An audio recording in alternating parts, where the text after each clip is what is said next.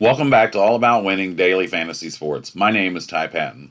To ease the sudden withdrawal effects suffered by many NFL fans due to the sudden removal of football after 20 consecutive weeks, not including the preseason, the NFL provides us with an all-star game in between the Super Bowl that has slightly more contact than a game of two-hand touch.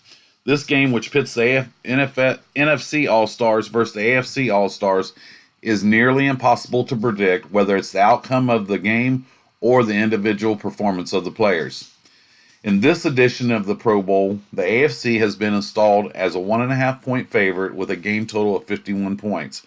Perhaps this is because the AFC features the MVP candidate Lamar Jackson, who will be starting the game. Since this contest is a showdown, I'm going to provide numbers that are fantasy relevant to the Pro Bowl game itself. I'm going to do this by identifying the most valuable players of past Pro Bowls, which will help you with identifying potential captains. Like I said, there's so much variance in this game, it's really hard to predict. I did learn a lot by researching, and I have some good information I'm going to share with you. But it truly is a crapshoot. I'm going to play a couple lineups just to have something to do, but it's like playing a scratch off, truthfully. But there are some numbers that can help you, and some things that I noticed in the um, most previous years that I'm going to share that information with you as well. Dating back to 1970, which is when the NFL combined excuse me, the Pro Bowl into an NFC versus AFC game. Previously, the NFL East All Stars would play a game, and the NFL West All Stars would play a game, and they would be one day apart. And they did that between 1961 and 1970, and then they eventually combined the game for the NFC to play the AFC, and that started with the game in 1971. For the sake of this video, I will use the numbers from the Pro Bowls from 1971 to 2019, which is the format that we have now, which gives us 49 Pro Bowl examples. With that being said, these are the most valuable player numbers from those 49 Pro Bowls. Quarterbacks have been the MVP more than any other position, 18 times for 37%. Wide receivers, 11 times for 22%. Defensive players, 9 times for 18%.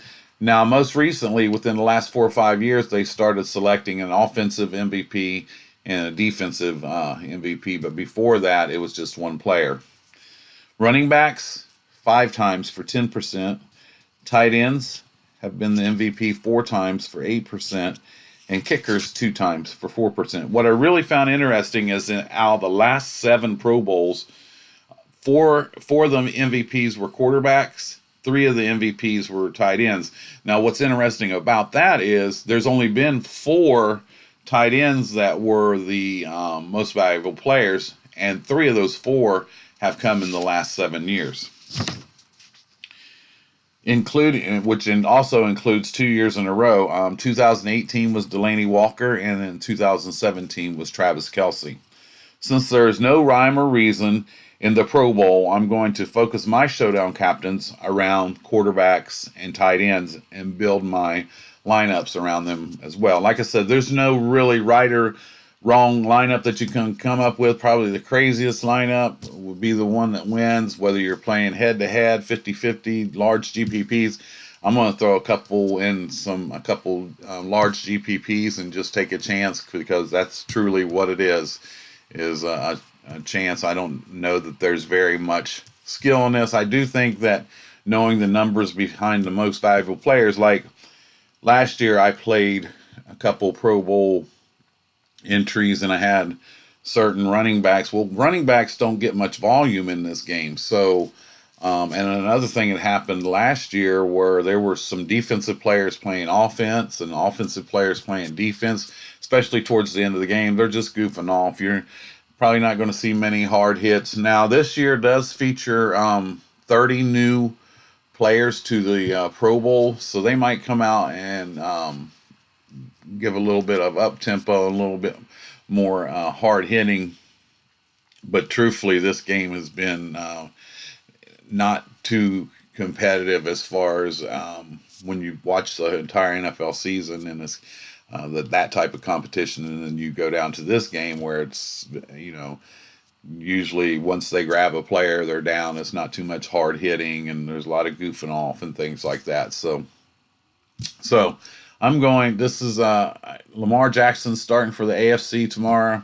He'll probably be popular in the captain's position, but I'm going to put him in there as well. Um, and since quarterbacks make up the largest percentage of the MVPs, I'm going to try to get as many quarterbacks as I can into this lineup because these quarterbacks aren't going to play the entire game. So they're going to play about a quarter and a half, maybe a little bit more. Jackson might get a little bit more run. So there'll be different quarterbacks. So Russell Wilson starting for the NFC, so I'm going to have him in there. I'm going to put Drew Brees in there. And then I'm going to use Andrews. So I got 3 quarterbacks, and then I'm going to start using tight ends. So I'm going to use Andrews. I'm going to use Jared Cook. And I'm going to use Austin Hooper. That looks super crazy. I got 3 quarterbacks with 3 tight ends, but you never know. I probably will stay away from running backs because with running backs, you're truly depending on them getting a touchdown. It seems like, and I looked at some of the numbers recently from the last few games. Like I said, 3 of the last 7 Pro Bowls, tight ends have been the most valuable player, and the other 4 were quarterbacks.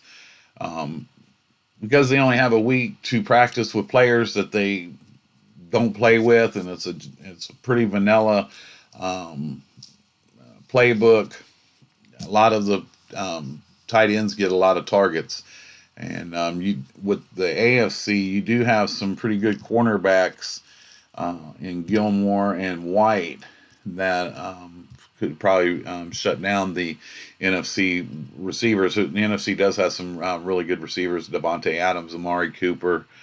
But I'm just going to go with this type of build and see what happens. I would stay away from some of those lower owned players for MVPs, such as like I said, through 49 Pro Bowls, a running back's only been the MVP 5 times. Defense players, of course, that changes now, and you could use some of the defenses in your lineup, but truthfully, you can build about any type of lineup that you want. I would probably use kickers before I use the defenses. Kickers provide a safer floor, and they'll probably guaranteed to get you a few points. And there's only one kicker on each team, so there's not much as far as competition with the various players, like the wide receivers and running backs. You don't know who's going to get in there, who's going to get the volume. And like I said, I did look at the numbers. It's definitely more of a passing game compared to the running plays. I looked at that. And because there's a different coach on every side each year, it's hard to get pinned down a philosophy, but they're just there for the fun of it. And so if you play these or go all at it, it's just for fun. It's kind of like this is truly like playing a scratch off. But that's a lineup that I really like, and kind of the way that I'm going to build. I have, you can probably take Breeze out and swap in, you can put Watson in there, and you can take one of these out, and you can probably get,